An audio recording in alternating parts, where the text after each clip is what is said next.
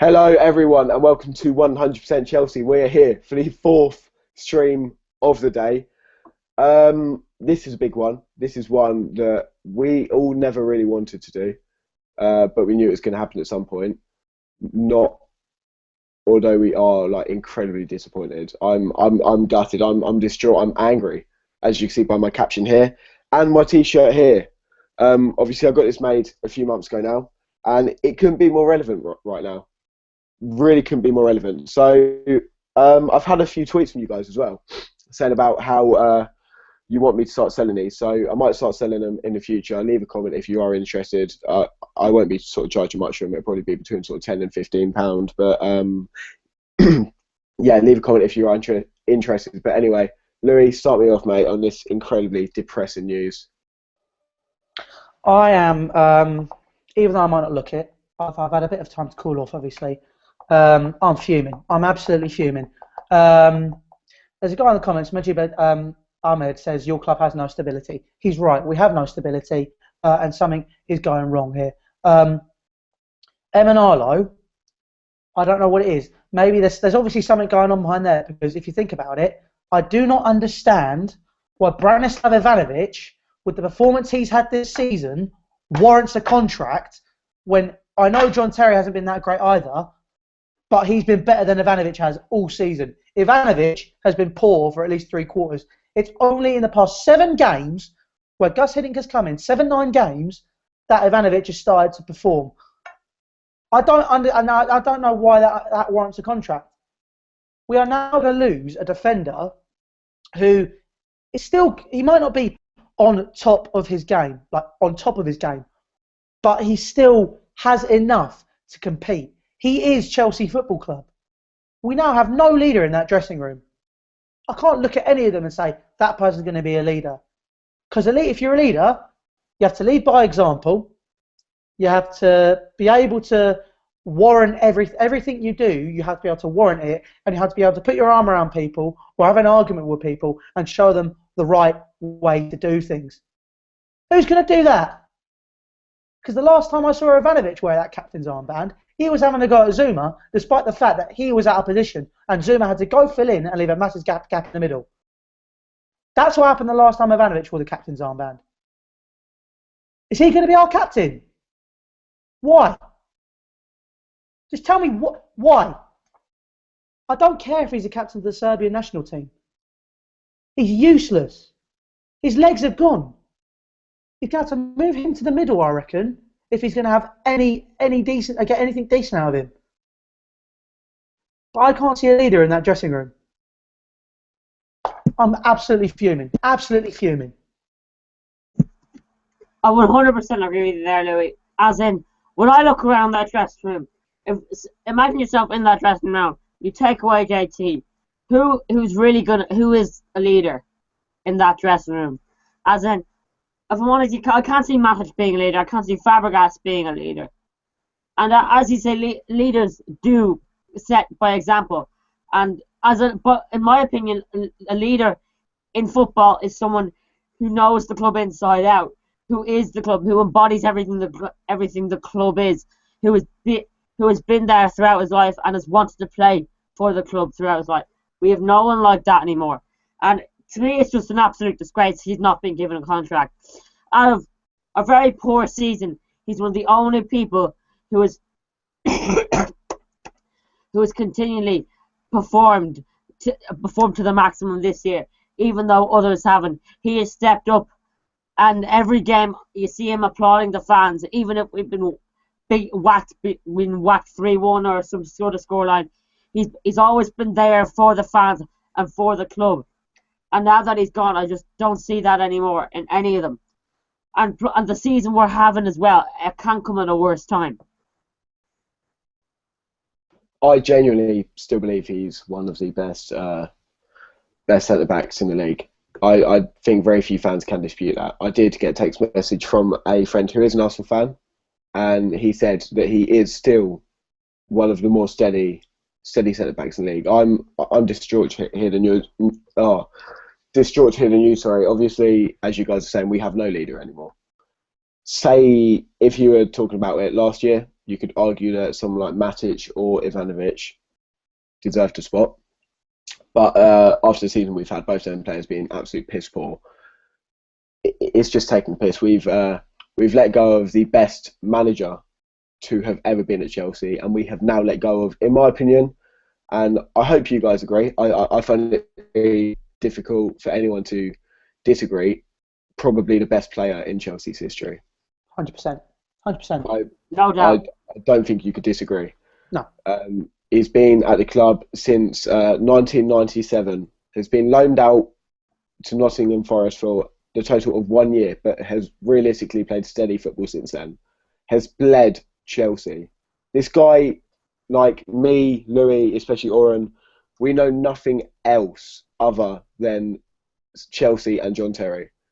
And to think this is going to end is just incredible. Like, we've never experienced anything else. When you think of Chelsea, John Terry comes hand in hand with that.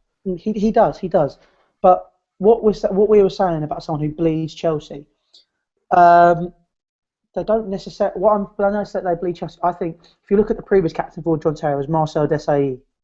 Now Marcel Desailly, world-class defender, and he bled football. And whatever shirt he pulled on, he had the passion for that shirt. Which is whoever he played for, he showed that passion. It's a sort of, basically, if we have somebody who is world class, like John Terry was, if we have that person who plays for our team, they will be without a shadow of a doubt. The door's just decided to open. That's weird. They will be without a shadow of a doubt the person who works hard, and if they pull on that shirt, they'll be there going, right, I have passion. We're going to go do this. Come on, let's go. I don't think Ivanovic is that defender. He's not that world-class defender. Do you think it's going to be a case of having someone in the current squad become captain, or do you reckon we'll buy someone in? Well, it says in one of the comments here that someone would like Courtois to be the captain. I don't think it works for a goalkeeper, personally. Yeah. But in my opinion, I can't really see anyone in the current squad that would take the captain's armband. Maybe Gary Cahill, maybe Gary Cahill or someone like that. But realistically, I do not see anyone willing to take the armband at the moment, or that would want to, or that has that like Louis was saying, bleeds football, or like has the passion for Chelsea. I do not see anyone at the club at the moment that has that passion that a captain should have. Yeah, I completely agree. Do you guys think Emenalo is to blame for this one, with the fact that they don't have a contract? Like the fact that he doesn't understand that JT is more than just a machine, and his age shouldn't come into account with this. It's the fact that he is a leader. He just clearly doesn't understand that. I mean, it's more than just the age the player sort of their performance. You've got to think of the profile that player has. You've got to think of what they give him, which is why, in my opinion, Drogba should still be at the club. I'm disappointed. In my opinion, right, age shouldn't matter in a football club. As in, like, it matters on the ability of the player and how good they are. As in, if John Terry was 40 and still playing the way he is this season, I would still have him at the club. Man United done it with Ryan Giggs, but the club just can't even do it with John Terry. It's an absolute disgrace. And John Terry is double the player at this stage in his career than Ryan Giggs was in his last season at Man United. Yet the board won't give him the light of day. But I mean, no. But Ryan Giggs was at 40, 42. I know. There's a difference. That's what I'm saying. But they gave him until he was 42. They gave him until he was ready to leave. Yeah, as in even though he was fucked physically. JT, as I said, is still one of the best defenders in the league. Yet we're letting go of him because the number's 36 or 35, however old he is, scares them. I mean, it's Chelsea clearly have a transfer policy, and their policy is 1 year contracts for players over 30. If you look at how Giggs kept fit, obviously he did yoga, his diet. He kept it on the top of his game by doing that. John Terry is capable of doing exactly the same things, but it's a case of, I think, the way that he was brought in to basically be that person to take over the armband. There's a lot of people who are talking about Zuma. Now, I think that would be a good choice for captain. And I know we're practically moving on really, really quickly here. I think Zuma could possibly be a good choice. He'd be young, but I think he's capable of it. I think that we could potentially buy him. I mean, there was a few days ago talk of, because I think it was Thiago Silva, Yeah, and I know it's unlikely, but I think Thiago Silva is that person who bleeds football. I think he's a great centre back. He's a good ball playing centre back. He's physical. He's really, really good quality. Even though he's 30, and obviously I don't think they'll use that 1 year contract with Thiago Silva because he is still on top of his game. And to partner him with Zuma, that would be a strong partnership, even though John Terry and Zuma is already. The thing with John Terry that's very unique and you will not find, he is without a doubt the best central defender in the Premier League at reading the game because he's not always been quick. If he'd always been quick, he would have been able to get there like that, get the ball, sort out. John Terry has never been quick. John Terry has always, gone, right, what do I do here? He's going to come here, but that means he's going to give it to that guy. That guy is going to be in front of me, so this is where I'm going to step in and make the tackle. He knew exactly what to do, when to do it. And I think it's a case of he had that person who bled with him and he was bled in with Marcel Desailly and had those players around him. I think if you were going to get rid of John Terry this season, I believe that what we should have done is we should have been playing Loftus-Cheek. He'd been at Chelsea since he was 8, 9, 10, around that age, and brought him in as a permanent fixture to play in that team, and that way he'd know the team, he'd get better, and that way I'd say if we've been doing that since August, I'd be straight away going put Loftus-Cheek as our next captain, because he bleeds Chelsea. We're talking about someone who bleeds for the club, who loves their football, who gives everything. Loftus-Cheek, when he plays, does exactly that. He had a cut. It was only MK Dons today, but he was cut. He had a cut, didn't he, on his head from a challenge. And I know a lot of players come on now, they just get patched up. A Loftus-Cheek, he was bleeding, but he said, right, I'm going to carry on and keep going. Another example was someone who, even though it's a World Cup and it's for his country, Bastian Schweinsteiger did that against Argentina in the World Cup final because he knew he was the captain and he wanted to lead by example. Loftus-Cheek is leading there and he's going, I'm going to keep going, I'm going to keep fighting, I want to prove what I can do. And he knows exactly what to do. He bled and he kept going. He kept going. He was getting pulled back, but he kept going. You want that person with perseverance to be your club captain. I think if we've been saying Loftus-Cheek since August, I would say Loftus-Cheek. But personally, I think my front runner would be Zuma. Loftus-Cheek is definitely a future first team captain. There's no doubt about that, definitely. Obviously, it's like what's next for Chelsea. Do you want to briefly talk about what's next for John Terry? What do you guys think? Obviously, I could tell that there was something wrong with him at the end of the game because normally, after most games, he comes over and applauds the fans, whether it's an away game or if he's just going to Matthew Hunlower. But today, he was the first player walking down that tunnel. And I did notice that. I was curious as to why. And that's clearly why. Where do you think is next for him? Obviously, he has said that he wants to go to the MLS with Frank Lampard. Do you think that's where he'll go, or do you reckon for another European side? I think America is probably where he's gonna go, unless he gets like a massive offer from a European side. But then again, if he gets that offer from a European side, he could end up facing Chelsea. So I say he's off to America. Yeah. I'd agree. I think America is where John Terry is going to go. I reckon what you say about Frank Lampard, I do reckon he will go to New York City, join the City Group, because you've got the two or three, at a push maybe 4 clubs in the US have those star players. Most obvious one being LA Galaxy, Giovanni Dos Santos, Robbie Keane, Steven Gerrard, now Ashley Cole and Nigel de Jong after this January transfer window. So I reckon that he won't go to LA Galaxy because there's already too many star players in that squad.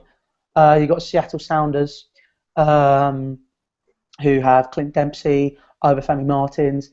You have Toronto, who have Javinko. You have Orlando, Kaka. but you also have obviously the most blatant one where I think he will go because of Frank Lampard is New York City. I think you've got Frank Lampard, David Villa, Andrea Pirlo. You've got some good quality players there, and I think I think the Frank Lampard and the attraction of the fact it's New York could potentially be the destination for John Terry.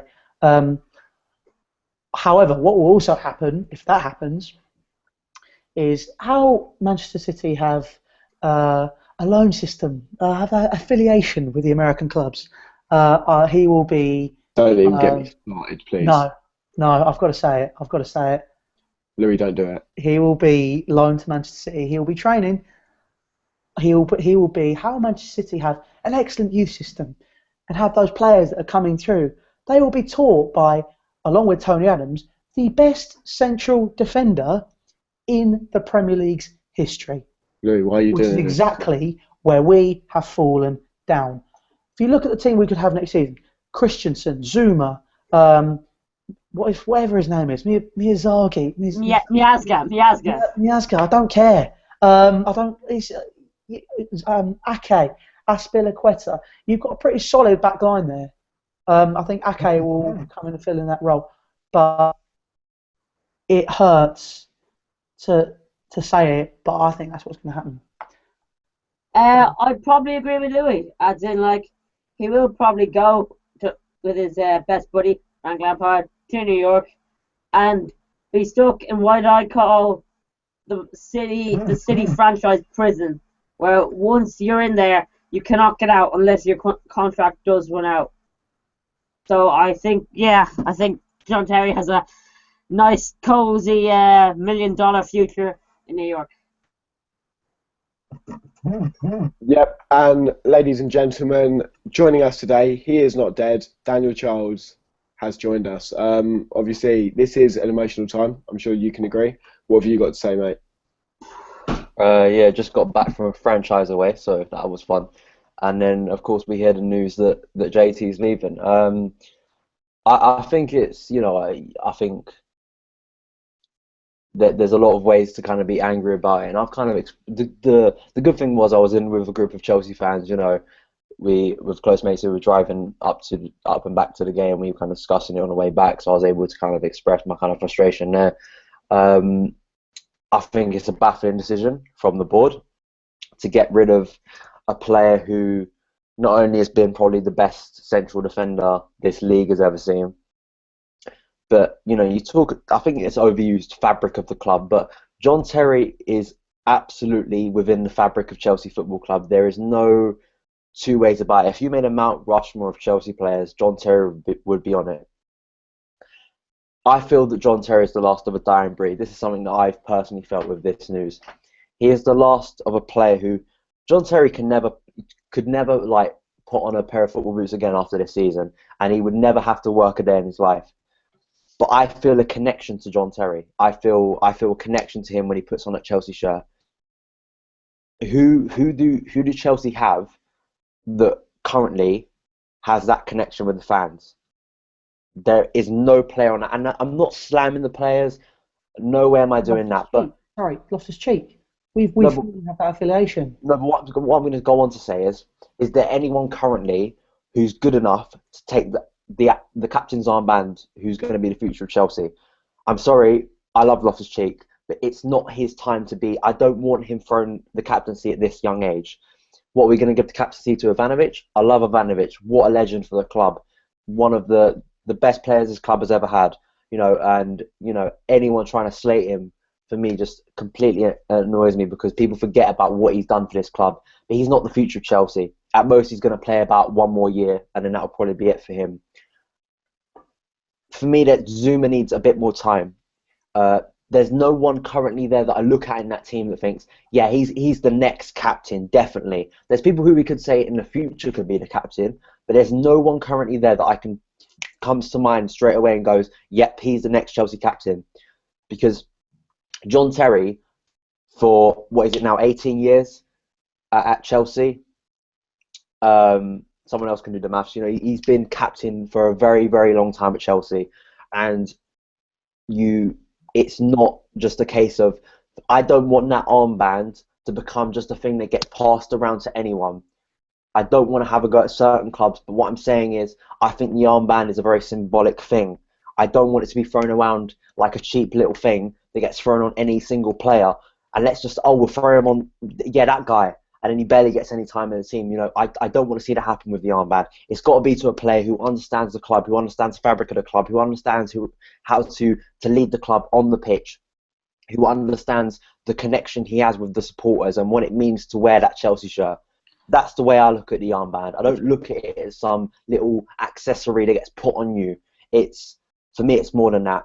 But it's the way football's going. I think that's the sad thing, the sad reality of it. You have 18-year-olds now who are driving Lamborghinis, who have barely played. Bertrand Traore's driving down Fulham Road with a Lamborghini. Today he played his first game of football for Chelsea. Try and work out the logic within that. I'm not having a go at Bertrand Traore. That's the way the football world is now, and we have to come to terms with that.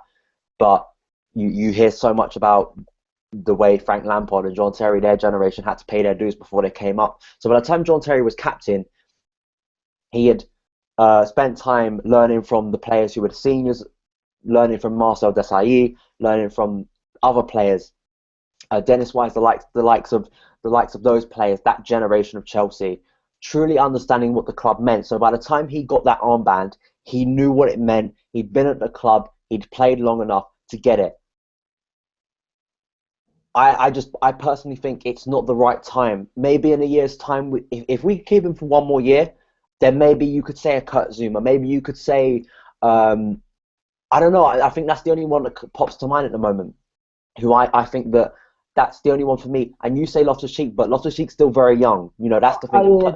That's why I just thrown up there. But if I was just thinking now, if you look at how the club look at things, they look at it in a very business-like manner. So they are very logical, in quotations I put that, because they don't, Emenalo just doesn't seem to understand football. Don't care if he managed to hit his teammate, nothing, absolutely nothing.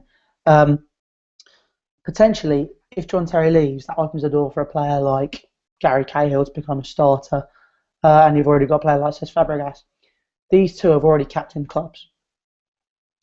Now, I think Cahill, if you say to me, if John Terry left tomorrow, Cahill will go straight in that team. He'd be the one I give the armband. I go, yep, Gary Cahill, give him the armband, because he was captain of Bolton. He led them very well. He put his head amongst the boots. He's very similar to John, but he plays the ball a lot more than John Terry does. John Terry is the last sentinel, the last old-fashioned English defender. The Terry Butcher with a bandage with blood, and then you had Tony Adams. John Terry is that last man standing. I think Cahill is I think Cahill would be a good choice if he was to become a more regular fixture if John Terry left. If not, sorry. If not, I reckon we'll go to Cesc Fabregas. But what you're saying about clubs which pass the armband around, I will name and shame a club, and I don't care what people say. And a lot of Arsenal fans would agree with me, I reckon. At Arsenal, who is your club captain? Where the armband is passed around at Arsenal. Theo Walcott had it last week. Louis, can I just interject for a minute? I don't want this to become a thing about Arsenal. I just don't. This is a big much on. No, but what I'm saying, can I just make this point very quickly? Is you're talking about Gary Cahill maybe as well. I was having this conversation. There is an argument to say that John Terry is one of, if not the best central defender this country has ever produced. And you can make a logical argument for that. That's how good he is. And people always go like John Terry, Rio Ferdinand. Rio Ferdinand was an exceptional defender, but once Rio Ferdinand lost his legs, that was it. Game over. John Terry played every single minute of our Premier League winning season last year. John Terry played him. I know. John, a player who's past 30, who apparently under Benitez was past it. People this season have claimed he's past it. You try and tell me John Terry's past it. What? And it's like what you were saying before. I don't think I personally think JT's. I mean, it's horrifying to think of any sort of outcome with him not being at Chelsea. But this is Chelsea's fault. If he goes and somehow roundabout way he ends up helping another club who are rivals with us. That's our fault. That's not his fault. That's not Manchester City's fault. That's our fault because we don't. At this club, we do not value our legends. I'm not disagreeing with you. Frank Lampard didn't get any send off. We found out in his last game against Norwich, just standing there with Ashley Cole, with JT, the old guard, and then we just found out, oh, that's it. And I know personally people who went up to Frank in the months leading up to him going to New York and saying, "What we want you to say, Frank," and him saying to those people, as Frank is just a guy that you can go up to and speak to, and he's down to earth guy, said they don't want me. They don't want me in this club. How can you not want John Terry? I can't think of the logic that even if I understand he's getting old, we can't have John Terry forever, but someone can try and find me a logical reason to tell me why John Terry does not belong at Chelsea. The logical reason is that we have an unlogical board. But it's what happens when you have people who don't understand football running football. It's ridiculous. It takes a piss. Louis, I hope you don't mind me going through these stats. I'm just going to say them quickly before we end. Is that okay? Go ahead, that's fine. So the stats that we have, just to quickly talk about John Terry. He is the highest scoring Premier League defender ever. With Chelsea, he has made 702 appearances. In those 702 appearances, he has scored 66 goals. And this is the most disgusting one. He joined Chelsea in 1997. And he is the last player that is homegrown and has become a regular starter in the team. To me, that's an absolute disgrace. If Loftus-Cheek doesn't become a starter, then I'm going to be absolutely fuming. I think we've more or less gone over everything with that. Have you guys got anything else you'd like to say? I will make this point. What you're saying about people who don't know how football works, and we have a board that's like that. There's two clubs in this world that have got that right. That I know of. There could be others. One is still working. The other is being bulldozed.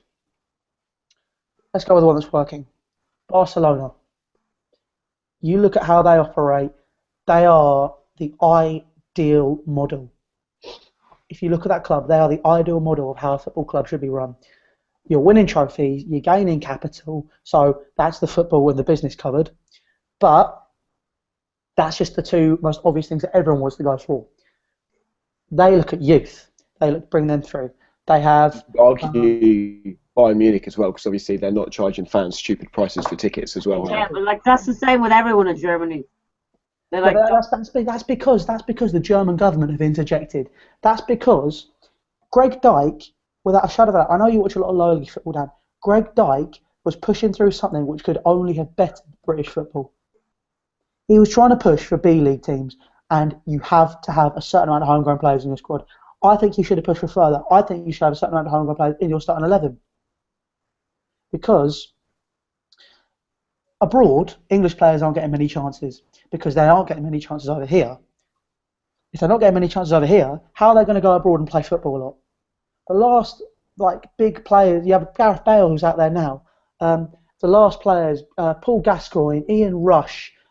You know, these players were, you know, they went abroad, they played good football because they had the opportunities. Because we are such a massive league now, and there's so much money in the game, we are not seeing the amount of British players come through that we want to see. And I know it makes me sound like I'm part of the EDL or something like that, but I'm just saying it as, you know, I think personally, you should have a certain number of players homegrown in your squad.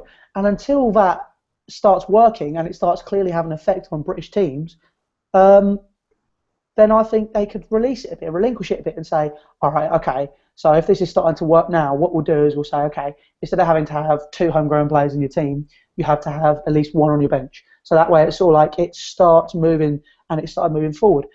That way you'd see a better growth. Greg Dyke was saying it the other day, I know this is turning into a rant on the FA, but that's, you know, him and the man who preceded him both said it is impossible to get reform and start doing things right because everyone on the board in the FA is so stubborn. and they think the old works, everything they stay the same. It's fine. It's all working. It's not. They need to open their eyes. If you think about what Louis was saying, with the likes of your Barcelonas and say your Bayern Munich, your Borussia Dortmunds, they run their clubs right. Their fans are happy with cheap tickets. Their fans run the board. They get to select their board. You like their football government, and the youth gets brought through. And then these players that have been there for years and years, they decide when they leave. I know that's not might be not the best way to do it. But look at Xavi. He basically decided, look, thank you for everything, but the club needs to move on now, and I'm going to go off and further my career elsewhere. As in, that was the same with Schweinsteiger. As in, like, it was kind of like, look, I'm going to further my career elsewhere now. You don't need me anymore. I've done my part for this club. And that's why John Terry is not getting the chance to do this. He's been forced out. He's been kicked out. Whatever way you're going to say, he's not been given the chance to bring in a Loftus-Cheek or bring in someone from the youth team and say, look, this is how our club is run. You're in charge now. Yeah, completely agree, mate. Have any of you guys got anything else to say? I'm sorry, I didn't say the club which it is working in British football, which has been bulldozed. Manchester United, they got it right, because if you look at who they have on their board, they've got a club legend. They have two: Alex Ferguson, Bobby Charlton, and it's been bulldozed because Louis van Gaal is convinced that his philosophy works, and he doesn't seem to use youth players. He buys in. And that is exactly where Chelsea have fallen down, and that is where Manchester United, I feel, are going to get bulldozed. But I think the club just needs reform. We need to look at, there's nothing wrong with having a philosophy of winning trophies, but it's got to be a lot deeper than that, in my opinion. Definitely. I think more or less everything has been said with that now. Oren, would you like to shout out your Twitter? Yeah, my Twitter's @TullyOren. Yep. So obviously we're all pretty sad right now. Louis?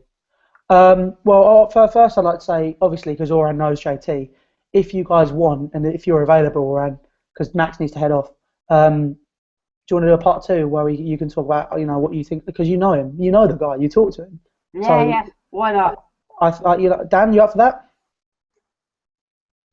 Fortunately, I have to go to edit some videos, but I'd love to watch that. I'd love to see that interview, because I thought that day, I remember watching that and thinking, alongside it being a brilliant day for you, and I just think it showed what JT is to the club, and it's just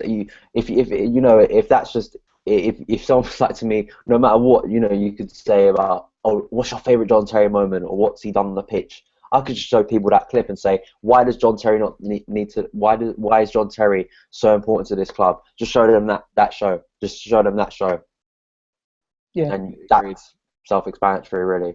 But yeah, so obviously, we'll do that afterwards. So what I'll do is I will say I've obviously got my Twitter underneath there, 100% Chelsea Twitter, and of course, as you can see, I've changed the picture on my profile, and as you can see, is the Boogaloo. So if you guys are interested, please have a look at my channel, the Boogaloo. Please subscribe. Look at all the social media links.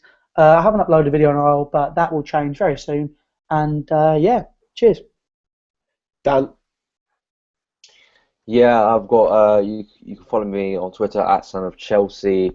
Also, my review for MK Dons today will be up very shortly. Going to start editing it, and I got some actually quite decent footage from the game as well. So my thoughts on the game, extended thoughts on the MK Dons game, will be up shortly as well. I'm probably going to do a separate video talking about John Terry. So if you're interested in that, go check out my channel where I do daily Chelsea content and also football content. So thank you guys. Yep, and lastly, obviously, as you guys should know by now, I also run my own channel called The 12th Man. Link in the description, as well as everything that these guys said. Please check it out. We'll be doing a matchday vlog for the game today. That'll be up on this channel as well. Hopefully you've enjoyed the fan cams as well. I know there's a few dodgy ones, but hopefully it's entertaining.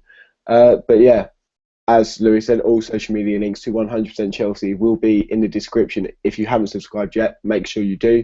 This has been 100% Chelsea. Please like, comment and subscribe. Goodbye.